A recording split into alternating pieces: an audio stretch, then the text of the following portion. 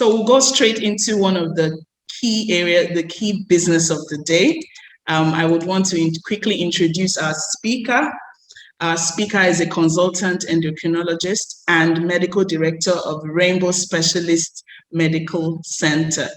Her name is Dr. Afoke Isivwe. She has over 26 years experience in the medical field. She's a founding partner and current medical director of Rainbow Specialist Medical Center, Lagos. She is one of the 2 diabetic foods representatives for Nigeria. And she has been holding that position since October 2017. And she's a founding member of the Diabetics Foods Nigeria.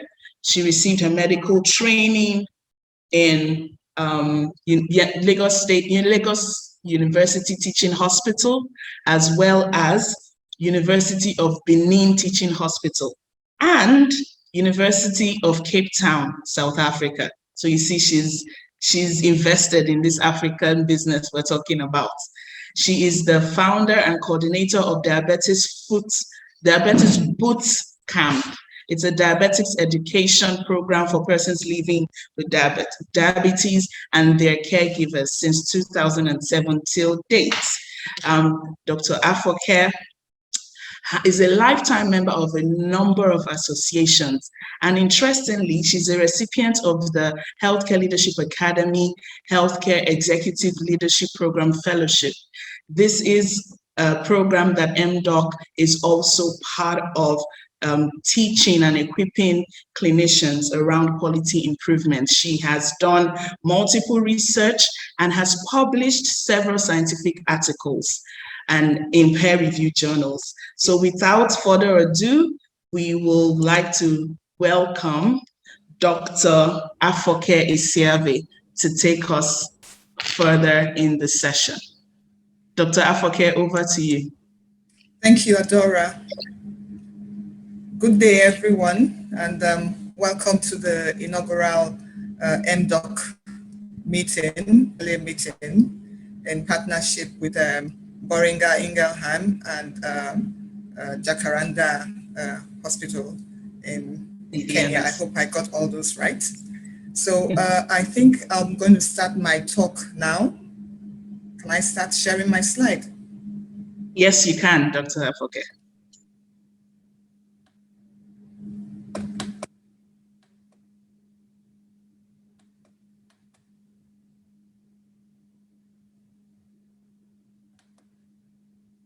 Okay.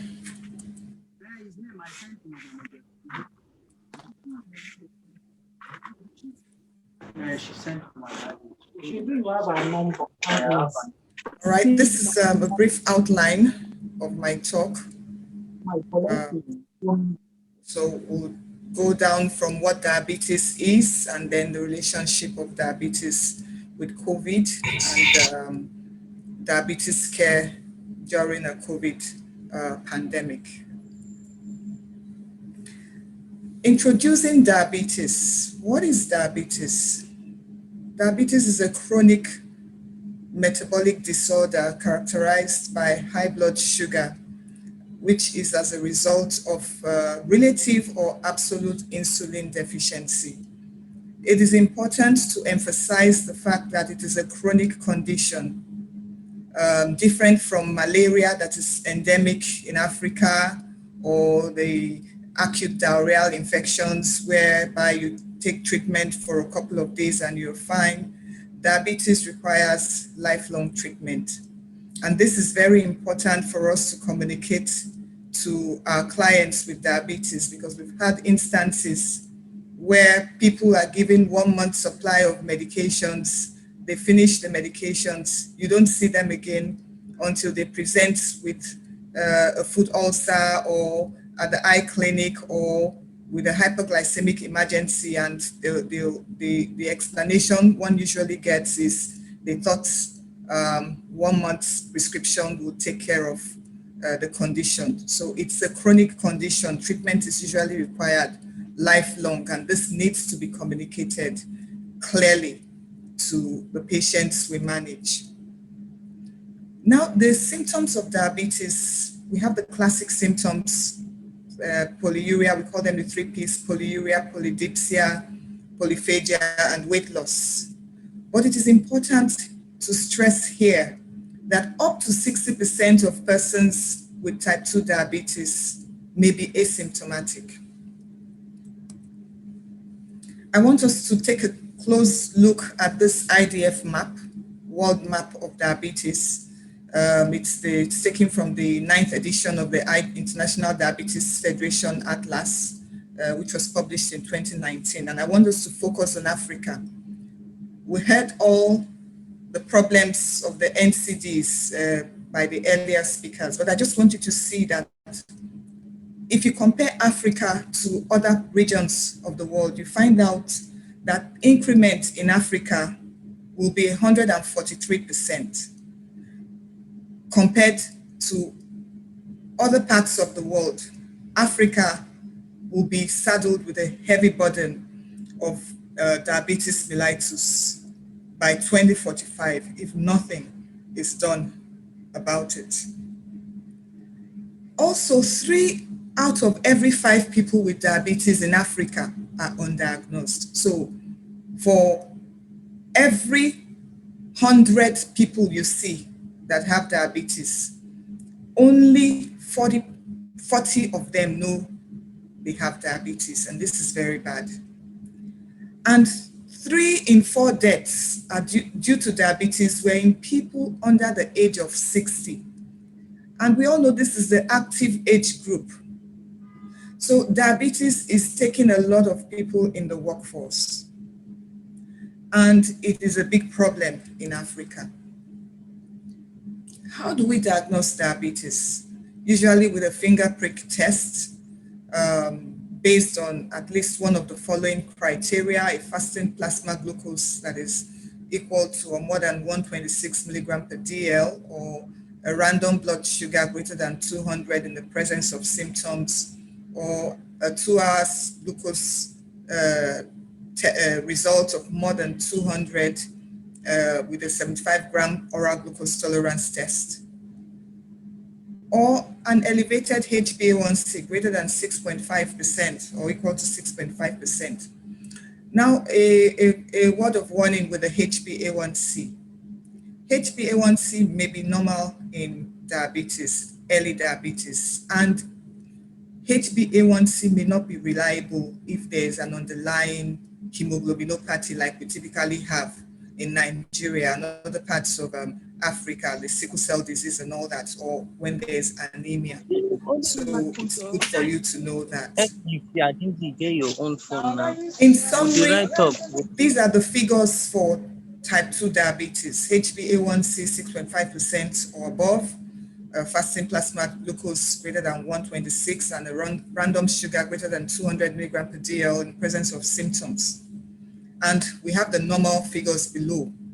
But there are this group of people, or group we call pre-diabetes, whereby the sugar levels are not in the normal range, but they're not high enough to be classified as diabetes.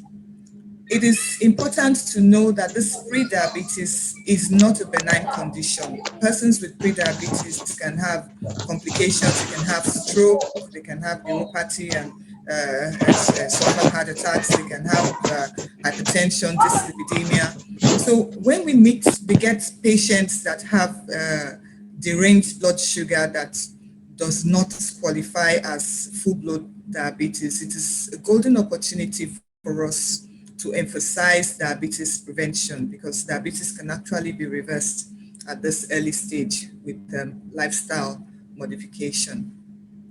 And once we make our diagnosis of diabetes, the treatment guidelines and goals usually would individualize care.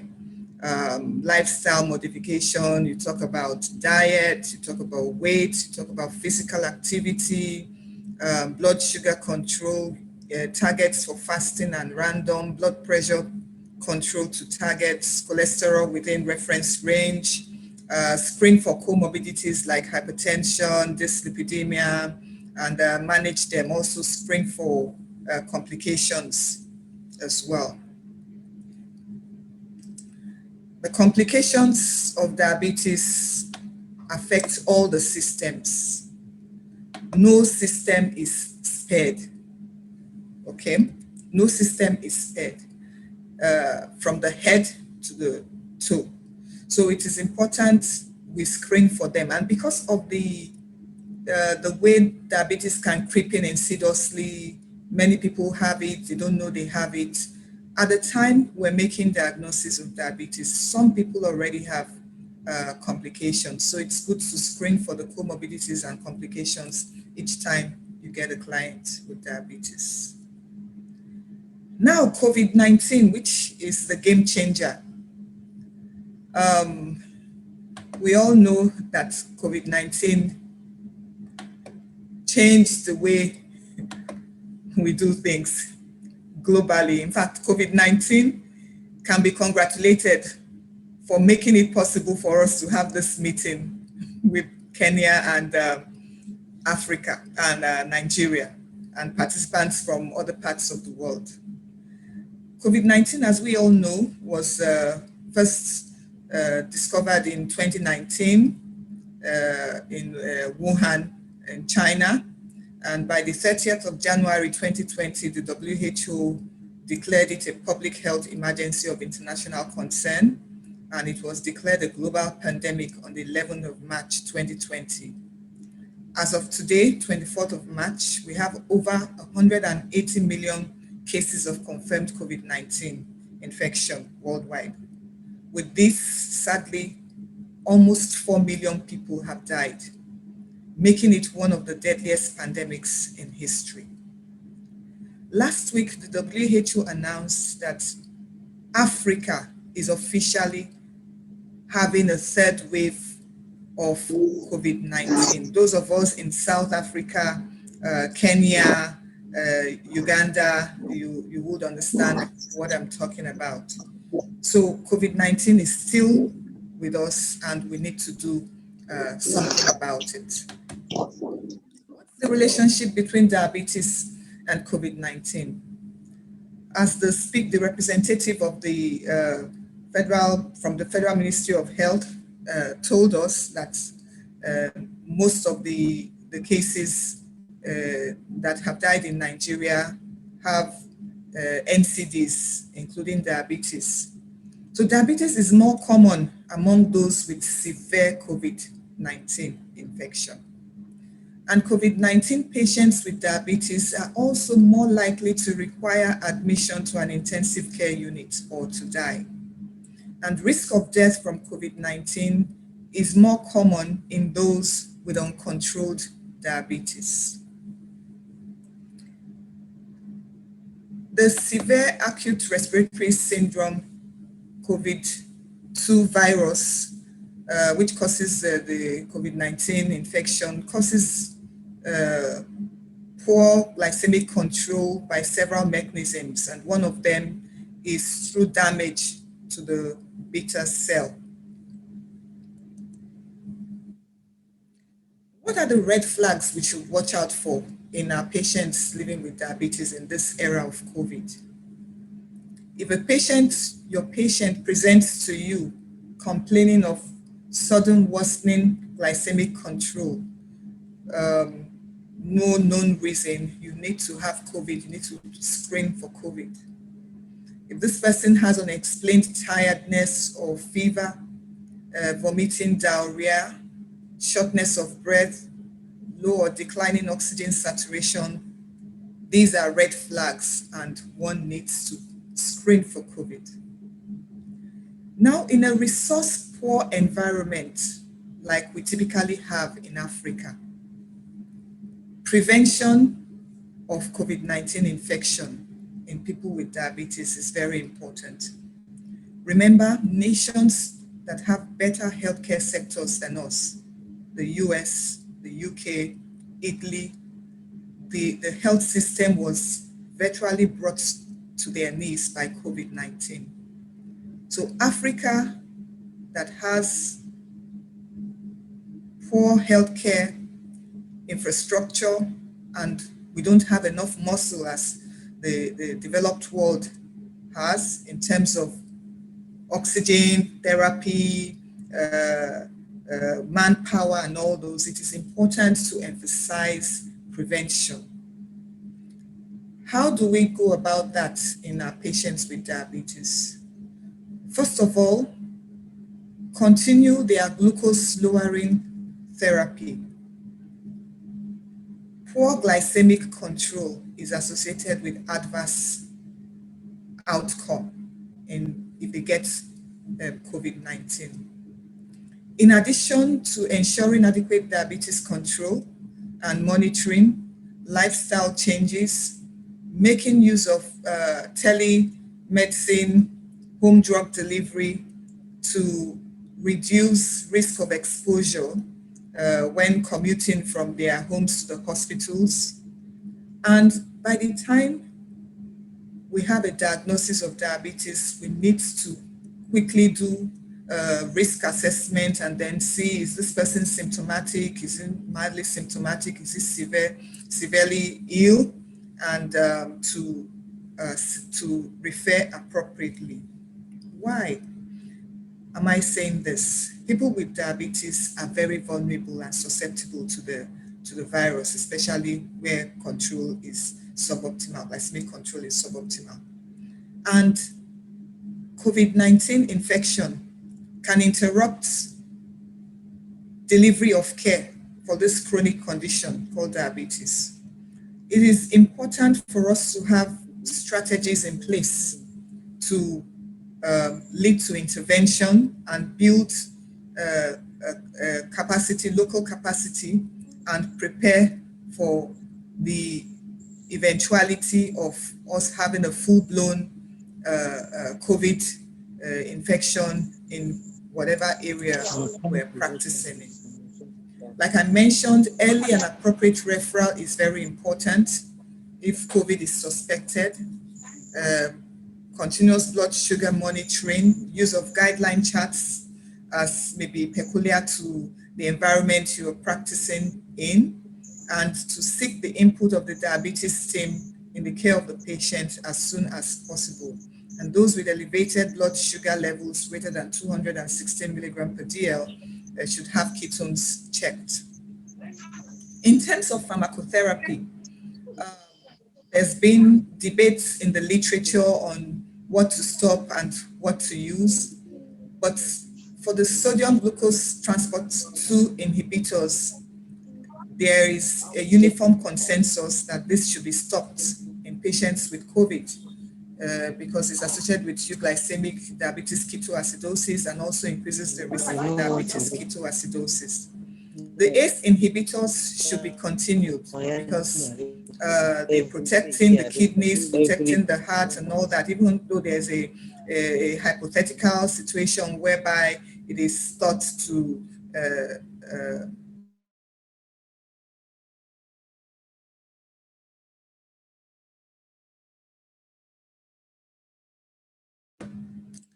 okay. Can you hear me? Yes, we can. Okay. Metformin, which is one of the questions, you need to assess your patient properly. If your patient is in respiratory failure or having any organ failure, metformin should be stopped. Metformin should not be used for people who are demonstrating features of respiratory failure or end organ kidney failure or liver failure. NSAIDs, the consensus is that NSAIDs should be used, and of course insulin is mainstay of care by the time the patient comes in for admission or is in the intensive care unit.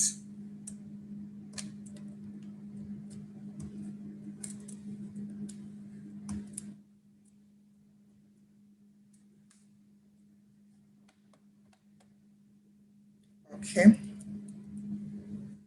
What are the challenges one can encounter in diabetes care during the COVID outbreak?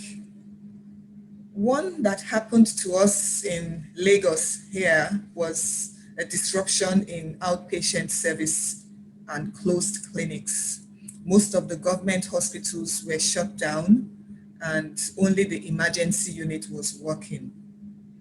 Medications, some patients were out of their medications, couldn't get access to insulin, insulin disposables, inability to do essential laboratory tests like the HbA1c, those on dialysis who needed to be having regular kidney function tests, and then patients' hospitalization into the isolation center, that is into a center that was not their place of receiving, their usual place of getting care. So these were some of the challenges we encountered during the first wave in Lagos. And telemedicine helped. We found people we could communicate via telephone, WhatsApp, Zoom, different, even through email, text messages to continue to deliver care. The logistics and dispatch services became very relevant for delivering of medications to clients because there was no movement, lockdown, so only the dispatch service and logistics were moving. So they came in very handy to ensure people could get their medications, and some pharmacists made use of this. I know at our center we made use of them a lot and still do. And then what we found was some of the diabetes medications we couldn't get. For instance, the patient is on a particular brand of insulin. We had to use safe and available substitutes that have the same profile. So it's important to know substitutes for both oral and insulin that you can use in case your client cannot find the particular brand of medication he or she is using.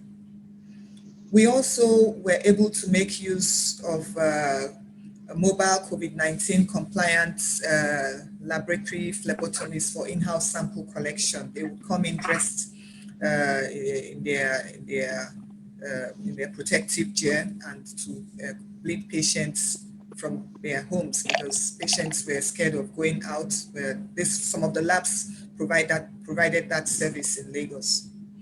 And then for those who were hospitalized into the COVID centers, technology was used to access medical records to ensure smooth continuation of care. We had to use email to send summary of medical records, what they are on, allergies and all that, and those really helped us.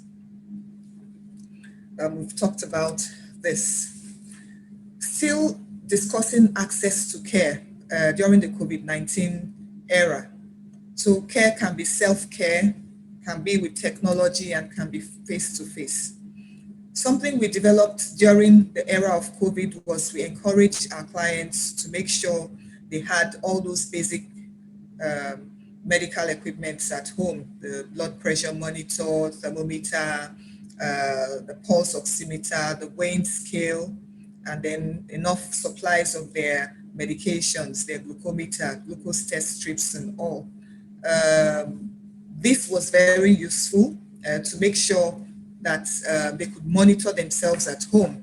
And also, if one needed to do a virtual consultation, the things that one would normally check in the hospital could be checked at home, like the blood pressure, what's your blood pressure, what's your pulse rate, what was your weight today, what's your temperature. So having access to all those at home helped in better self-care. Having said that, the pulse oximeter may be less accurate in people with darker skin pigmentation. The FDA issued this warning early this year. In fact, not only people with dark skin, if you're using green or blue nail polish, or if you have methemoglobin, or if you are anemic, it is important to know that pulse oximeter may be less accurate. So what do you tell your patients to listen to their body? Even if the oxygen saturation is giving normal readings and they're feeling weak or tired or breathless, they should report to the emergency unit. So maintaining moderate activity levels while at home. is very important, and encouraging good nutrition and hydration. Now, when do you choose telecare option of care, and when do you do face-to-face option of care? Telecare can be done for all consultations that can be done. Telecare should be done for all consultations that can be done remotely, giving priorities to include newly diagnosed diabetes patients, high-risk situations, and then depending on the capacity, I understand the facilities, government facilities that have a huge number of clients. So you need to have something in place to triage your patients and to know who needs an urgent telecare consultation and who is stable and can wait for some time. Face-to-face, it should be reserved for only urgent consultation. Person has an ulcer on the foot, visual deterioration, high-risk pregnancy, or the patient wants to learn how to use the insulin better or to initiate insulin therapy, or if there is a need to adjust treatment, the type of treatment. The community and self-management, like I said earlier on, COVID disrupted everything. And one thing that was very glaring was the mental health aspect of COVID that was not really addressed. So you find people locked down, isolated, staying alone because they're living with diabetes, they can't go out, they can't see their loved ones. So it is important to put measures in place to make sure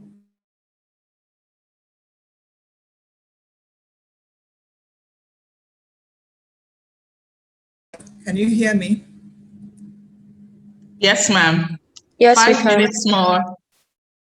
5 So minutes it's more, important Dr. to make Afoke. sure we have all those things in place. So COVID-19 risk reduction cannot be overemphasized in our persons living with diabetes. Good glycemic control, hand wash, immune boosters, etc., etc., etc. Now, COVID-19 vaccination. Do we have the poll for that? We still see a lot of people shying away from taking their COVID vaccine. So the question I have is, do you know anyone who has died from COVID-19 vaccine, relative, friend? Okay. Do you know anyone who has died from COVID-19 vaccine? Okay. Have you been vaccinated? Okay.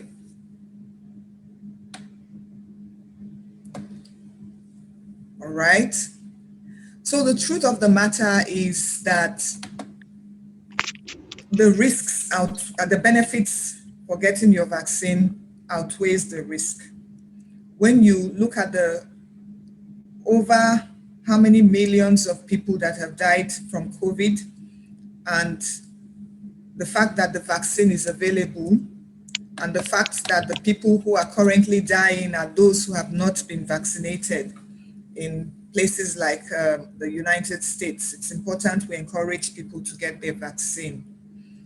And other diabetes-related population health risks we encountered during the COVID-19 pandemic and some solutions: sedentary lifestyle, indoor exercising, using YouTube videos. If you don't have access to internet, you can just be active at home, get your fresh vegetables from your garden, use technology to connect with friends and family, use of telemedicine.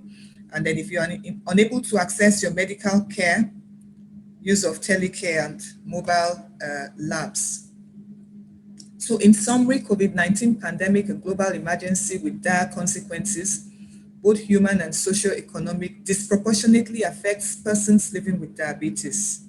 Persons living with diabetes are at higher risk of poor outcomes if infected by COVID-19. It has disrupted the way diabetes care is offered, resulting in innovative ways in offering diabetes care. And we also found out that COVID-19 infection increases the risk of the emergency states of hyperglycemia with ketones, emergency departments should include blood glucose measurements for all admissions, especially in this part of Africa, where 60% of persons with diabetes are undiagnosed. In addition, in a COVID-19 era, the healthcare practitioners should be proactive and put in place measures to ensure persons living with diabetes have continued access to their medications, tools for home blood glucose monitoring, and remote access to diabetes care and diabetes education resources. And just to highlight this, even though COVID-19 has a worse outcome in persons living with diabetes, guess what? Persons who have good glycemic control and contact diabetes, over 90% of them are likely to survive, unlike those who had poor glycemic control, who have a death rate of about 11%. And these are my references. Thank you very much. Thank you very much, Dr. Afoke, for that really great presentation. We're just going to share the results of the polls, and we can see that 54% of participants know someone who has died from COVID-19. 94% of participants do not know anybody who have died from COVID-19 vaccine. It's good to know that 71% of participants, especially because we have over 90% of health workers on the call, have been vaccinated for COVID-19. We still have 29% to go. And 64%, a higher percentage of healthcare workers on this call have strong reservations about the COVID-19 vaccine. We also see that 80% are actively recommending the vaccine to patients, family, and friends. So to move us along in this to, some interaction, which is like our highlight of this discussion, we have a few questions. So we have, Dr. Foke, when you were talking, you mentioned a lot, some technology-based interventions. We have a good number of primary-based facilities, some of them in rural areas, who serve a lot of. Kindly mute. Appeal to everyone to mute. So we have a lot of primary-based health facilities on the call, as well as secondary-based, who are in rural areas, semi-urban areas, who cater to a lot of low to middle income patients who don't have access to things or have the funds to provide things like the pulse oximeters or their own personal home devices, as seen for the several members living with chronic disease that we support on our mDoc platform, SelfCare platform. What would you recommend to these healthcare workers? Okay. For caring for people with diabetes, during this pandemic? First of all, I believe most people would have access to the basic phone that is not internet enabled. Mm-hmm. So I would recommend them to have a dedicated phone line. It may be 24 hours, it may be within some certain hours of the day, but a dedicated phone line manned by a healthcare practitioner that has been trained in managing diabetes, that can give advice over the phone to take care of that line. And that number should be given to the persons to call in case of emergency, so that at least there's some sort of communication, ongoing communication. Okay, thank you very much for that. We're looking at, we're monitoring the chats for questions as well as rate raised hands. We would also like to hear from Dr. Afoke shared the Nigerian experience. We'd also like to hear from our colleagues practicing in Kenya. What was the experience for during the COVID-19 pandemic and even now, during the height of it and now, and how has that influenced your practice? We would like to share and learn best practices, which is the whole goal of this call. We have a question from Hawa Bako, and she says, if COVID-19 can induce beta cell damage, can we infer that there's a possibility of a normal individual infected with SARS-CoV-2 developing diabetes? We've seen some reports that say COVID-19 predisposes people to diabetes. What would your response to that be? Well, this is a very interesting space that we're still watching. So what we've seen is there have been new cases of diabetes diagnosed during COVID-19.